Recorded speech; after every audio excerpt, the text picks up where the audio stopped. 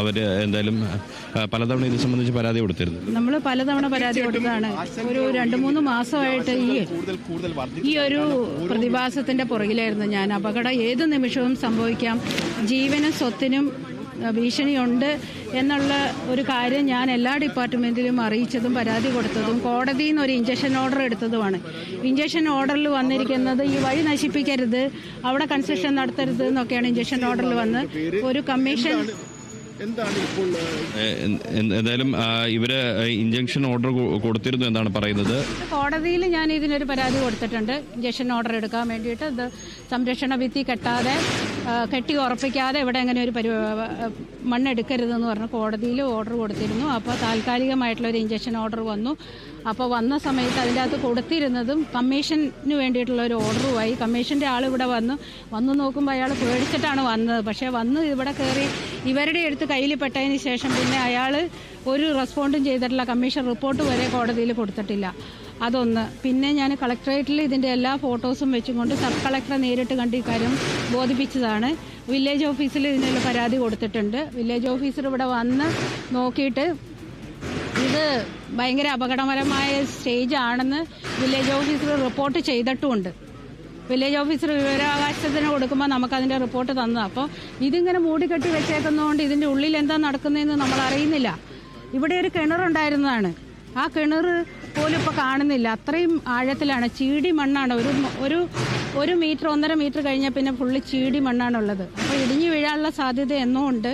ഇത്രയും പിന്നെ ഇതിൻ്റെ മണ്ണ് എടുത്ത് തുടങ്ങിയ സമയത്ത് നമ്മളെല്ലാം തടഞ്ഞപ്പോൾ അവർ പറഞ്ഞത് 5.5 മീറ്റർ വിട്ടട്ടെ മണ്ണെടുക്കുകയുള്ളൂ, സംരക്ഷണ ഭിത്തി കെട്ടുമെന്നൊക്കെ. അപ്പോൾ അങ്ങനെ ഉണ്ടാവുമെന്ന് ഞങ്ങൾ വിചാരിച്ചത്. പക്ഷേ പിന്നീടാണ് അതിൻ്റെ ഇടയിലൂടെയൊക്കെ അതിൻ്റെ ആ പോസ്റ്റിൻ്റെ സൈഡിലെ ഇടയിലൂടെയൊക്കെ ഒരു വ്യൂ കണ്ടപ്പോഴാണ് ഞങ്ങൾ ഇത്രയും ഒരു ഭീകര സ്റ്റേജാണെന്ന് അറിഞ്ഞത്. അന്ന് മുതൽ ഞങ്ങൾ നിയമ നടപടികൾക്ക് വേണ്ടിയിട്ട് കയറി ഇറങ്ങിക്കൊണ്ടിരിക്കുകയാണ്. ഇത് എവിടെയുള്ളവരുടെ സ്ഥാപനമാണ്? റീഗേറ്റ് ബിൽഡേഴ്സ്. ഇതിൻ്റെ മുന്നിൽ ബോർഡുണ്ടല്ലോ, റീഗേറ്റ് ബിൽഡേഴ്സ്. നടക്കാവിലാണ് അവരെന്താ പറഞ്ഞ എനിക്കറിയില്ലല്ലോ. അവരുണ്ടോ ഇല്ലയോ എന്നറിയില്ല. നമുക്കൊരു മറുപടി ഒന്നുമില്ല. നമുക്കെതിരെ അവർ തിരിഞ്ഞത് എന്താ, കോർപ്പറേഷനിൽ നിന്ന് എൻ്റെ വീട്ടിലേക്ക് ഒരു ഉദ്യോഗസ്ഥനെ പറഞ്ഞയച്ചു, നിങ്ങൾ കര അടച്ചതാണോ എന്ന് ചോദിച്ചിട്ട്. അപ്പം നിങ്ങളവിടെ പരാതി കൊടുത്തിട്ടില്ലേ, അപ്പം നിങ്ങൾ കര അടച്ചതാണോ എന്ന് ചോദിച്ചൊരു ഉദ്യോഗസ്ഥൻ എൻ്റെ വീട്ടിൽ വന്നു, ഈ ബിൽഡേഴ്സിൻ്റെ 2 ആളുകളെയും കൂട്ടിയിട്ട്. ഈ റീഗേറ്റ് ബിൽഡേഴ്സിൻ്റെതാണ് ഈ അനധികൃത നിർമ്മാണം എന്ന് ഇതിൻ്റെ ഒരു നിയമ പോരാട്ടം നടത്തിയ വ്യക്തി എന്ന രീതിയിൽ ലിസി പറയുന്നു. ലിസി, ഇത് എത്ര വർഷമായി നിങ്ങൾ ഇതുമായി ബന്ധപ്പെട്ട് നിയമ പോരാട്ടം നടത്തി? വർഷങ്ങളൊന്നും ആയിട്ടില്ല, മാസങ്ങളായിട്ടുള്ളൂ. ഇവർ ഭയങ്കര ദ്രുതഗതിയിൽ അവരുടെ പണികൾ. ഇവർ ഓരോ ദിവസവും ഈ നിർത്തിവെക്കാൻ ഓർഡർ വന്നിട്ടും ഒക്കെ ഇവർ പണി തുറന്നുകൊണ്ടിരിക്കുക. ഓരോ ദിവസവും JCB കൊണ്ടുവന്നിട്ട് മണ്ണെടുക്കുക, അങ്ങോട്ട് മാറ്റുക ഇങ്ങോട്ട് മാറ്റുക, നിറയെ പണികൾ. നമ്മൾക്കൊരു വ്യൂ ഇവിടെ തരുന്നില്ലായിരുന്നു. അതിൻ്റെ ഇടയിലൂടെയൊക്കെ ഓരോ പോയിന്റ് കാണുന്നിടത്തോടെ നോക്കിയിട്ടാണ് ഞങ്ങൾ ഈ പണികൾ നടക്കുന്നുണ്ടെന്ന് അറിയണത്. ഈ നടക്കുന്ന പണികൾ കണ്ടിന്യൂ ചെയ്യേണ്ടെന്ന് അറിഞ്ഞ സമയത്ത് നമ്മൾ ഇവരെ പല പ്രാവശ്യം കോണ്ടാക്ട് ചെയ്യാൻ നോക്കി. ഇത് വലിയ ഷീറ്റ് വെച്ച് മറച്ചാണോ പണി? ഇതാ ഹൈറ്റിൽ 3 മീറ്ററിൻ്റെ മുകളിൽ ഹൈറ്റിൽ ഫുള്ള് ഷീറ്റ് വെച്ച് പാക്ക് ചെയ്തിട്ട് ആ ഷീറ്റാണ് മറിഞ്ഞു കിടക്കുന്നത് ഫുള്ള്.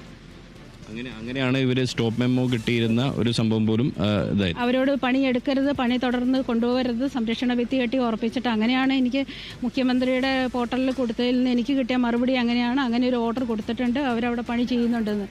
അപ്പോൾ പണി ചെയ്യുന്നില്ല എന്നുള്ളത് ഇന്നുകൂടി ഞങ്ങളവിടെ മനസ്സിലാക്കിയതാണ്. വന്നിട്ട് ഒരു 2-3 മിനിറ്റ് മുന്നാണ് എൻ്റെ ഹസ്ബൻഡ് ഈ വഴിയിലൂടെ സ്കൂട്ടർ ഓടിച്ചു പോയത്.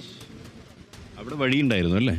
ഇവിടെ വഴി ആ തിട്ട് നിൽക്കുന്നില്ലേ, ആ തിട്ട് നിൽക്കുന്നതിൻ്റെ ഇപ്പുറത്തേക്ക് അത്രയും വീതിയിൽ അവിടെ ഞങ്ങൾക്ക് കോർപ്പറേഷനിൽ നിന്നുള്ള ഒരു ഫുട്പാത്ത് റോഡാണ് ഉണ്ടായിരുന്നത്. സിമെൻറ്റ് വാർത്ത റോഡാണ് ഉണ്ടായിരുന്നത്.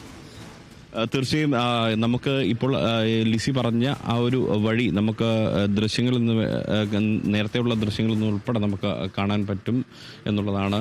കാരണം